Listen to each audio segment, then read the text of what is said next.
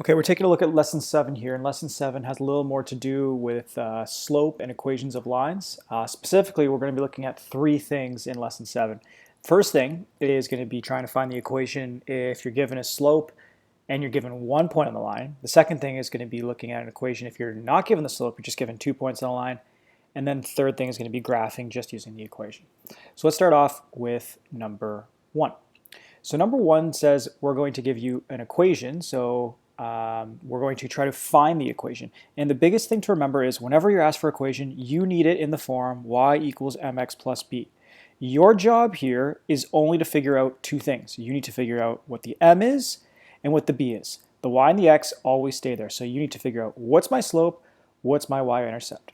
So let's take a look at number 1. So if I gave you that the slope is 3 and a point is -4, -5. So here's an example. Well, remember, my goal is to figure out what's my m, what's my b. This is very easy for us because the slope is already given to us, so we already know what our m value is. So over here, I'm going to just keep recording our equation. So my m, I know it's 3, so I can put y equals 3x. Now I got to figure out what's my b. Well, what we're going to do there is we're actually going to use this point they've given us because we know this point is made up of an x-coordinate and a y-coordinate. So what we can actually do is take this x value, take this y value, and put it into our equation and go from there. So we're going to take this y value, which is -5, instead of this y here, I'm going to replace it with this y over here. So I'm going to put -5 equals 3 times x, but we know our x value is going to be -4. So 3 times -4. Plus b. And now look what happens here. We're left with just one variable. We're left with just b, and we can solve for it. -5 equals 3 times -4, which is -12, plus b. Bring that -12 over, -5 plus 12 equals b, so my b value is going to equal 7. And now I have everything I need. I have my slope, I have my b value, I can put it all together into my equation. Y equals m, which was 3, x, and then my b value is +7. So that would be the equation of that line. So it's nice and easy from that respect. Let's do one more of those. Let's say I gave you my slope would be -3/2 and my b value is, or sorry, my point, I'm going to give you 1 point, I'm going to say it's -3, 0. So using this, I would ask you, can you determine the equation of the line? Well, we already know one thing. We know my slope, which is right here, and we can put that right into our equation already. Y equals, and then my slope, -3/2 x plus b. Now what we need to do is we actually have to use that point that's given to us, put it into our equation, then we'll be able to solve for b. So we know that this is our y, this is our x. So our y is 0 equals -3/2 times 3 plus b. So we do the math. 0 equals -3/2. If you do that on your calculator, it's going to give you -4.5 plus b. Bring that -4.5 over, and you get 4.5 equals b. So we already have the equation of the line. Look at that. Y equals my slope, which is -3/2, x plus my b, which is +4.5, and we are there. Let's move on to the second thing. And the second thing is with just 2 points. This one involves one extra step. Okay, so let's take a look at how we will solve this. So if I gave you an equation, I said, okay, you got 2 points. You have point A, which is -1, 4, and I said you have point B, which is 5, 13. Yeah, let's use those. So if these are my 2 points, can you figure out the equation of the line? Well, remember, we need it in y equals mx plus b. The thing to remember here is we need to always have our slope first. So the first thing we need to do is we need to figure out what is my slope. And how do we do that? Well, we know that m equals rise over run, but there's another way to do that, because what are you doing when you're calculating the rise? you're looking at the difference. How much did you jump up or jump down to get from one point to another? So what you're looking at is the difference between the y values. So another way of writing rise is saying, okay, y2 minus y1. Another way of saying run is how far over did you move? So now you're looking at the difference between the x coordinates. So as we say x2 minus x1, you're probably thinking, well, what is this 2? What is this 1? Well, this is equation 2. This is point 1. So this is our point 2. This is our point 1. So what this means is this is our y value. And which y is it? Well, we said that's y2. This, in point 1, this is y1.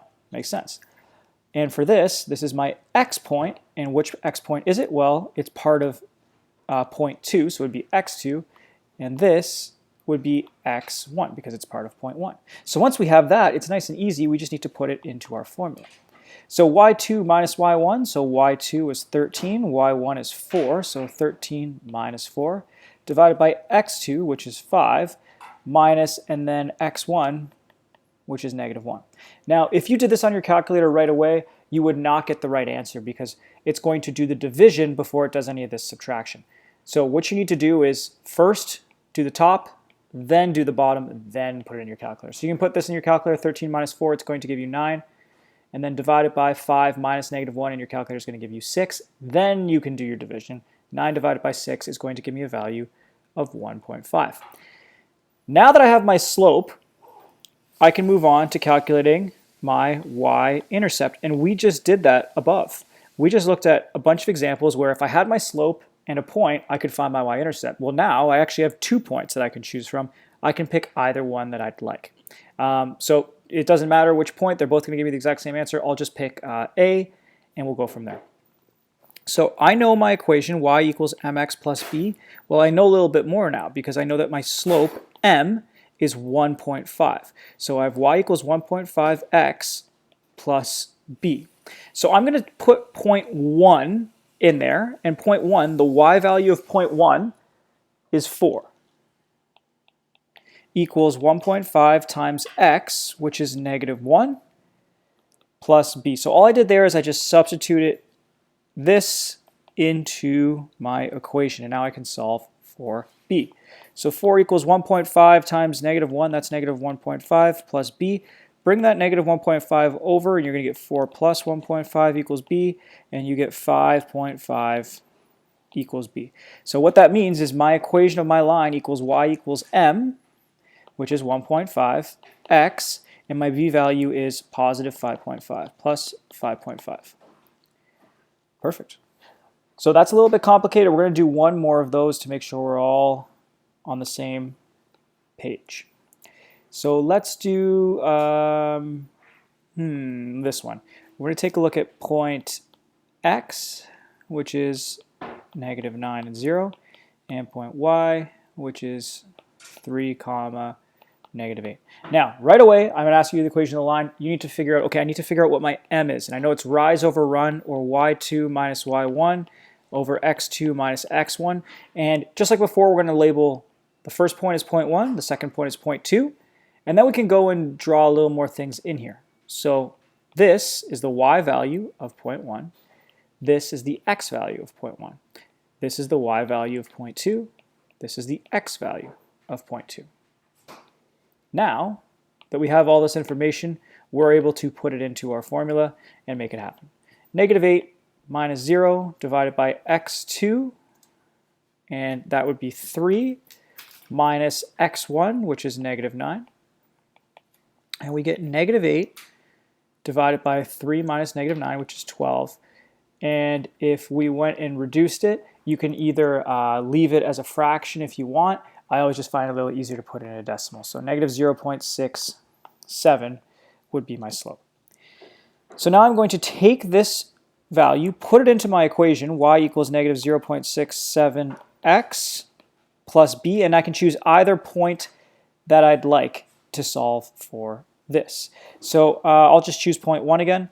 Point 1, the y value is 0 equals negative 0.67 times x, and x is negative 9 plus b. So because the y value is 0, this math becomes a little bit easier when we do that.